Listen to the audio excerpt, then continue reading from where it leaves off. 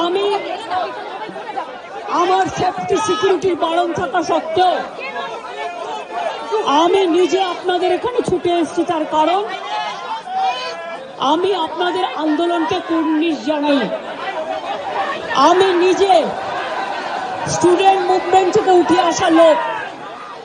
আমি student movement আমি নিজেও অনেক সাফার করেছি জীবনে। আমি জানি আমার পোস্টটা বড় কথা নয়, মানুষের পোস্টটাই বড় কথা। আমি আপনাদের কাছে বলতে এসেছি, কাল সারা রাত ঝড় জল হয়েছে। আপনারা যখন কষ্ট পেয়েছেন, আমিও সারা রাত ঘুমোতে পারিনি। আমারও কষ্ট হয়েছে। এই ঝড় জলের মধ্যে আপনারা যেভাবে বসে আছেন, আমার মানসিকভাবে কষ্ট হচ্ছে। আপনারা আজকে 33 দিন 34 দিন, আমিও কিন্তু রাতের পর রাত ঘুমাইনি। কারণ আপনারা যখন রাস্তায় থাকেন, আপনাদের জন্য আমাকেও কিন্তু পাহারাদার হিসেবে জেগে থাকতে হয়। আমি আপনাদের কাছে যেটা বলতে এসেছি, এত ঝড় বৃষ্টির মধ্যে, প্রাকৃতিক দুর্যোগের মধ্যে আপনারা অনেক কষ্ট পেয়েছেন।